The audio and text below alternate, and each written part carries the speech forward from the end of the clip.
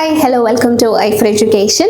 ഇന്ന് നമ്മൾ ഡിസ്കസ് ചെയ്യുന്നത് എക്കണോമിക്സിലെ സെക്കൻഡ് മൊഡ്യൂളായിട്ടുള്ള അല്ലെങ്കിൽ സെക്കൻഡ് യൂണിറ്റ് മാക്രോ എക്കണോമിക്സിലെ തന്നെ വളരെ ഇമ്പോർട്ടൻ്റ് ആയിട്ടുള്ള ഒരു ടോപ്പിക്കാണ് ക്വാണ്ടിറ്റി തിയറി ഓഫ് മണി. ഇതിന് മുന്നേ നമ്മൾ ഒരു വീഡിയോയിൽ ഡിസ്കസ് ചെയ്തിരുന്നു. അതിൻ്റെ ഫസ്റ്റ് അപ്രോച്ച് നമ്മൾ ഡിസ്കസ് ചെയ്തിരുന്നു. അതിൻ്റെ ഫോളോ അപ്പ് ആയിട്ട് നമ്മൾ ഇന്ന് സെക്കൻഡ് അപ്രോച്ച് ആയിട്ടുള്ള കേംബ്രിഡ്ജ് ക്യാഷ് ബാലൻസ് അപ്രോച്ച് ആണെന്ന് പറയാൻ പോകുന്നത്. So quantity theory of money എന്ന് പറയുന്നത് മണിയുടെ അല്ലെങ്കിൽ മണി സപ്ലൈയിലെ അല്ലെങ്കിൽ മണിയുടെ ക്വാണ്ടിറ്റീനെ ബേസ് ചെയ്തുകൊണ്ട് എങ്ങനെയാണ് മണിയുടെ വാല്യൂ മാറുന്നത് എന്നുള്ളതാണ് ക്വാണ്ടിറ്റി തിയറിയിലൂടെ നമ്മൾ എക്സ്പ്ലെയിൻ ചെയ്യുന്നത് അല്ലെങ്കിൽ ക്വാണ്ടിറ്റി തിയറീസ് എക്സ്പ്ലെയിൻ ചെയ്യുന്നത്. അത് മനസ്സിലാക്കുക. ആൻഡ് അതിനകത്ത് വരുന്നത് 4 തിയറീസ് ആണ്: Fisher's transaction approach, Cambridge cash balance approach, Keynes theory of money and prices, Friedman's restatement of quantity theory. Okay, അപ്പോൾ ഇതിനകത്ത് നമ്മൾ ഫസ്റ്റ് വൺ ഓൾറെഡി ഡിസ്കസ് ചെയ്തതാണ്. അതിൻ്റെ ആ ഒരു വീഡിയോ കണ്ടിട്ടില്ല എന്നുണ്ടെങ്കിൽ അത് കാണുക. ആൻഡ് ഇന്ന് നമ്മൾ ഡിസ്കസ് ചെയ്യുന്നത് കേംബ്രിഡ്ജ് ക്യാഷ് ബാലൻസ് അപ്രോച്ച് ആണ്. ഇത് കൊണ്ടുവന്നിട്ടുള്ളത് ആൽഫ്രഡ് മാർഷലും പിഗുവുമാണ്. ഓക്കെ, കേംബ്രിഡ്ജ് എക്കണോമിസ്റ്റ് എന്നുള്ള രീതിയിൽ നമ്മൾ പറയുന്ന 2 പേരാണ്, ആൽഫ്രഡ് മാർഷലും AC പിഗുവും. ഇവരാണിത് കൊണ്ടുവന്നിട്ടുള്ളത്. ഓക്കെ, ഇനി എന്താണ് ഇതിനകത്ത് പറയുന്നത്? The value of money is determined by demand and supply of money. Fisher's approach പറഞ്ഞിട്ടുള്ളത് എന്തായിരുന്നു? അവിടെ ക്വാണ്ടിറ്റി ഓഫ് മണിയാണ്. പക്ഷേ ഇവിടെ കുറച്ചുകൂടി ഡിഫറെൻ്റ് ആയിട്ട് പറയുന്നു. ഡിമാൻഡും സപ്ലൈയും കൂടി ചേർന്നാണ് വാല്യൂ ഓഫ് മണി ഡിറ്റർമിൻ ചെയ്യുന്നത്. സോ ഇവിടെ സ്ട്രെസ് കൊടുക്കുന്നത് മണിയുടെ സ്റ്റോർ ഓഫ് വാല്യൂ ഫംഗ്ഷനെയാണ്. Okay, it is based on the assumption that the public likes to hold a proportion of nominal income in the form of money, that is cash balance. Okay, അപ്പോൾ നമ്മൾ പേര് പറഞ്ഞ പോലെ തന്നെ ആ പേരുമായിട്ട് relate ചെയ്ത് പഠിക്കാം. ക്യാഷ് ബാലൻസ് ആയിട്ട് കുറച്ച് മണി ഹോൾഡ് ചെയ്യാൻ ആളുകൾ എന്ത് ചെയ്യുന്നുണ്ട്? താല്പര്യപ്പെടുന്നുണ്ട്, പ്രിഫർ ചെയ്യുന്നുണ്ട്. അപ്പോൾ അതിനെ ബേസ് ചെയ്തിട്ടാണ് ഈ ഒരു തിയറി വന്നിട്ടുള്ളത്. ഓക്കെ, അപ്പോൾ കേംബ്രിഡ്ജ് ഇക്വേഷൻ എന്ന് പറയുന്നത് MD equal to KPY. MD എന്ന് പറയുന്നത് എന്താണ്? Money demand, the amount of money which public want to hold, അതാണ് money demand, is equal to KPY. What is K? K എന്ന് പറയുന്നത് it is the proportion of nominal income that people want to hold in money. Okay, nominal ഇൻകത്തിൻ്റെ ഒരു proportion ആണ് K. Okay, ആ proportion, അത്രയും proportion എന്ത് ചെയ്യുന്നുണ്ട്?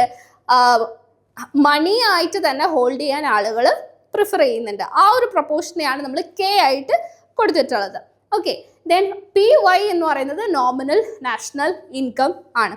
Okay, nominal national income ആണ് PY എന്ന് പറയുന്നത്. P എന്ന് പറയുന്നത് പ്രൈസ് ലെവലാണ്, Y എന്ന് പറയുന്നത് റിയൽ നാഷണൽ ഇൻകം ആണ്. ഓക്കെ, അപ്പോൾ ഇതാണ് കേംബ്രിഡ്ജ് ഇക്വേഷൻ. ഇനി ഇതിനകത്ത് ഇക്വിലിബ്രിയം കൂടി പറയുന്നുണ്ട്. അതായത് ഡിമാൻഡും സപ്ലൈയും ആണെന്ന് പറഞ്ഞു. അപ്പോൾ അതിൻ്റെ ഇക്വിലിബ്രിയം വേണമല്ലോ. For the achievement of money market equilibrium, demand for money and must be equal with supply of money. The supply of money M is exogenously given and is determined by the monetary policies of the central bank of the country. അപ്പോൾ ഫസ്റ്റിലെ ഇക്വേഷനിൽ നമ്മൾ മണി ഡിമാൻഡിനെയാണ് പറഞ്ഞത്. Money demand Cambridge ഇക്കണോമിസ്റ്റിനെ base ചെയ്തുകൊണ്ട് KPY ആണ്. K എന്ന് പറയുന്ന ഒരു പ്രൊപ്പോർഷനാണ്, PY എന്ന് പറയുന്നത് നോമിനൽ നാഷണൽ ഇൻകം ആണ് എന്ന് പറഞ്ഞു. ആൻഡ് ഇക്വിലിബ്രിയം വേണം. അതായത് ഈ പറഞ്ഞ ഇക്വേഷൻ മണി സപ്ലൈയുമായിട്ട് ഈക്വൽ ആവണം. Money supply will be equal to money demand. Money demand എന്താണെന്നുള്ളത് നമ്മൾ നേരത്തെ ഇക്വേഷനിൽ പറഞ്ഞു. So money supply must be equal to KPY. Okay, ഇതാണ് ഇക്വിലിബ്രിയം. ഇനി കേംബ്രിഡ്ജ് അപ്രോച്ചും ഫിഷേഴ്സ് അപ്രോച്ചും തമ്മിലുള്ള കുറച്ച് സിമിലാരിറ്റീസ് കൂടി നമുക്ക് പറയാം. The K in the previous equation is related to velocity of circulation of money, V in the Fisher's equation of exchange. Okay, അപ്പോൾ അവിടുത്തെ V ആണ് ഇവിടുത്തെ K എന്ന് പറയുന്നത്. Okay, they are related. അപ്പോൾ Kയും Vയും ഇവിടെ related ആണ്. When a greater proportion of nominal income is held in the form of money, when K is higher, V falls. Okay, അപ്പോൾ ഇത് രണ്ടും റിലേറ്റഡ് ആണ്, പക്ഷേ ഇൻവേഴ്സ്ലി റിലേറ്റഡ് ആണ്. ഓക്കെ, അതായത് K കൂടിയാൽ, അതായത് ആളുകൾ കൂടുതൽ ഇൻകം മണി ആയിട്ട് ഹോൾഡ് ചെയ്ത് കഴിഞ്ഞാൽ വെലോസിറ്റി ഓഫ് സർക്കുലേഷൻ എന്ത് ചെയ്യും? കുറയും. ആളുകൾ സ്പെൻഡ് ചെയ്യുന്നില്ല, സോ വെലോസിറ്റി ഓഫ് സർക്കുലേഷൻ കുറയും. അപ്പോൾ Kയും Vയും തമ്മിലുള്ളൊരു ഇൻവേഴ്സ് റിലേഷൻ ആണ് ഉള്ളത്. When less proportion of nominal income is held in money, V rises. Clear? അപ്പോൾ Kനെ നമുക്ക് എന്താണെന്ന് പറയാം? So we can say that K is equal to 1/V. അപ്പോൾ ഫസ്റ്റ് സിമിലാരിറ്റി Kയും Vയും തമ്മിലാണ്. ഓക്കെ, ഒരു ഇൻവേഴ്സ് റിലേഷൻ ആണെന്നുള്ളതും മനസ്സിലാക്കാം. Then Cambridge economists also assume that K remains constant. അവിടെ V കോൺസ്റ്റന്റ് ആയിരുന്നു. സോ ഇവിടെ Kയും കോൺസ്റ്റന്റ് ആണ്.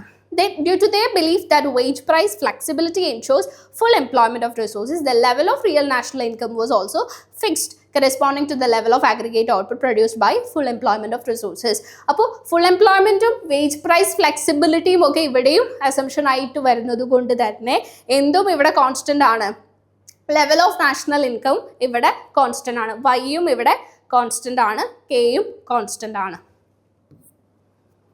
Okay, so again rearranging the Cambridge equation. അപ്പോൾ നമ്മൾ Cambridge equation എന്തെന്ന് പറഞ്ഞു? Money supply is equal to K P Y എന്ന് പറഞ്ഞു. അതിനകത്ത് കെ കോൺസ്റ്റന്റ് ആണ്, വൈയും കോൺസ്റ്റന്റ് ആണ്. അപ്പോൾ എന്താണ്? സെയിം നമ്മൾ നേരത്തെ പറഞ്ഞ പോലെ തന്നെ price level is dependent on what? Quantity of money. Again rearranging Cambridge equation we'll get P is equal to നമ്മൾ എന്താ പറഞ്ഞിട്ടുണ്ടായിരുന്നത്? കേംബ്രിഡ്ജ് ഇക്വേഷൻ ആയിട്ട് നമ്മൾ പറഞ്ഞത് M is equal to K P Y എന്നുള്ളതാണ് പറഞ്ഞത്.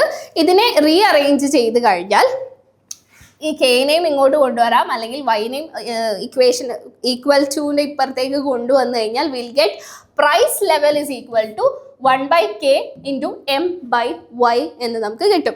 With k and y remaining constant, price level is determined by the quantity of money m. Okay, change in m will cause proportionate changes in the price level. അപ്പോൾ ഇവിടെ കെയും വൈയും constant ആണ് and they are inversely related. പക്ഷേ കാര്യമൊന്നുമില്ല, constant ആണ്. അപ്പോൾ പിയും എമ്മും ഇവിടെ ഡയറക്ട്ലി റിലേറ്റഡ് ആണ്. അപ്പോൾ ക്വാണ്ടിറ്റി ഓഫ് മണിയിൽ എമ്മിൽ മണി സപ്ലൈയിൽ എന്ത് ചേഞ്ചസ് ഉണ്ടായാലും അതിന് പ്രൊപ്പോർഷനേറ്റ് ആയിട്ടുള്ള ചേഞ്ച് എവിടെ വരും? പിക്കകത്ത് വരും, പ്രൈസ് ലെവലിനകത്ത് വരും. Then again rearranging the Cambridge equation, P is equal to 1/k into m by y. Since k is equal to 1/v, k എന്ന് പറയുന്നത് 1/v ആണെന്ന് നമ്മൾ നേരത്തെ പറഞ്ഞു. അങ്ങനെയാണെന്നുണ്ടെങ്കിൽ നമുക്ക് എന്തെഴുതാം? v is equal to 1/k ആണ്. Okay, v is equal to 1/k ആണ്. അപ്പോൾ ഈ ഇതിനെ നമുക്ക് എന്തെന്ന് എഴുതാൻ പറ്റും?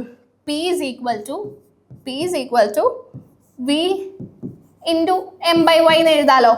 ഓക്കെ, ഇവിടെ നിന്നും നമുക്ക് m is equal to ഈ ഒരു ഇക്വേഷൻ നമ്മൾ റീഅറേഞ്ച് ചെയ്ത് കഴിഞ്ഞാൽ m is equal to 1/y into py എന്ന് നമുക്ക് എഴുതാനായിട്ട് 1/v into py എന്ന് എഴുതാനായിട്ട് പറ്റും. And mv is equal to py നമ്മൾ ഫിഷേഴ്സ് ഇക്വേഷനിലെ ഇൻകം വേർഷൻ പറഞ്ഞതിൻ്റെ സെയിം ആയിട്ട് നമുക്ക് ഇവിടെ നിന്ന് ഡിറൈവ് ചെയ്ത് കിട്ടും. ഓക്കെ, അപ്പോൾ ഇത്രയും സിമിലർ ആണ് ഇത് രണ്ടും തമ്മിൽ, പക്ഷേ ചെറിയ കോൺസെപ്റ്റുവൽ വ്യത്യാസങ്ങൾ മാത്രമാണ് എന്നുള്ളത് മനസ്സിലാക്കുക. ഓക്കെ, ഇക്വേഷൻ എന്നുള്ള രീതിയിൽ വളരെ സാമ്യം ഇത് രണ്ടും തമ്മിൽ ഉണ്ട്, പക്ഷേ കോൺസെപ്റ്റുവൽ ആയിട്ടുള്ള കുറച്ച് വ്യത്യാസങ്ങളും ഇത് രണ്ടും തമ്മിൽ ഉണ്ട്. അതെന്താണ് എന്നുള്ളത് നോക്കാം. ഫസ്റ്റ് വൺ, ഫിഷേഴ്സ് ട്രാൻസാക്ഷൻ അപ്രോച്ചിൽ മീഡിയം ഓഫ് എക്സ്ചേഞ്ച് ഫംഗ്ഷനാണ് ഫോക്കസ് ചെയ്തിട്ടുള്ളത്. പക്ഷേ കേംബ്രിഡ്ജ് ക്യാഷ് ബാലൻസ് അപ്രോച്ചിനകത്ത് ഏത് ഫംഗ്ഷനാണ് നമ്മൾ പറഞ്ഞിരുന്നു? Store of value function of money ആണ് ഇവിടെ സ്ട്രെസ് ചെയ്യുന്നത്. ആണ് ഫസ്റ്റ് ആൻഡ് ഫോർമോസ്റ്റ് അല്ലെങ്കിൽ ഇമ്പോർട്ടൻറ്റ് ഡിഫറൻസ് എന്ന് പറയുന്നത്. ഇനി ഫിഷേഴ്സ് അപ്രോച്ചിൽ in explaining the factors which determine velocity of circulations, it points to the mechanical aspects of payment methods and practices. അപ്പോൾ ഫിഷേഴ്സ് ട്രാൻസാക്ഷൻ അപ്രോച്ചിൽ നമ്മൾ ഡീറ്റെയിൽ ആയിട്ട് പറഞ്ഞതാണ്. ആ വീഡിയോ കണ്ടിട്ടില്ലാത്തവർ അത് കാണുക. അപ്പോൾ അതിനകത്ത് വെലോസിറ്റി ഓഫ് സർക്കുലേഷൻ ഡിറ്റർമിൻ ചെയ്യപ്പെടുന്നത് പല മെക്കാനിക്കൽ ആസ്പെക്റ്റിലൂടെയാണ്. പേയ്മെൻറ്റ് മെത്തേഡ്സും പ്രാക്ടീസസും അങ്ങനെയുള്ള കാര്യങ്ങൾ, ബാങ്കിങ്ങിൻ്റെ ഡെവലപ്മെൻറ്റ് അങ്ങനെയുള്ള കാര്യങ്ങളായിരുന്നു എന്തിനെ ഡിറ്റർമിൻ ചെയ്തത്? വെലോസിറ്റി ഓഫ് സർക്കുലേഷനെ ഡിറ്റർമിൻ ചെയ്തത്. പക്ഷേ കേംബ്രിഡ്ജ് ക്യാഷ് ബാലൻസ് അപ്രോച്ചിലെ കെ എന്ന് പറയുന്ന ആ ഒരു പ്രപ്പോർഷൻ അത് ബിഹേവിയറൽ ആണ്. ഓക്കെ, ബിഹേവിയറൽ ആണ്. And it is built around the demand for money. ആളുകളുടെ ഡിമാൻഡിനെ ബേസ് ചെയ്തിട്ടാണ് കെ വരുന്നത്. Here K is a behavioural ratio stressing on the relative usefulness of money as an asset.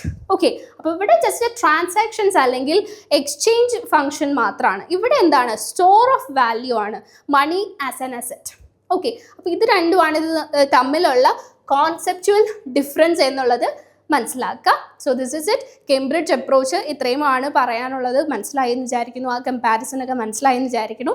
ഇനി ഇതിൽ നിന്നും കുറച്ച് വ്യത്യസ്തമായിട്ടാണ് കെയ്ൻസ് അദ്ദേഹത്തിൻ്റെ മണി ആൻഡ് പ്രൈസസിൻ്റെ തിയറി കൊണ്ടുവന്നിട്ടുള്ളത്. അത് നമുക്ക് നെക്സ്റ്റ് വീഡിയോയിൽ ഡിസ്കസ് ചെയ്യാം. So thank you.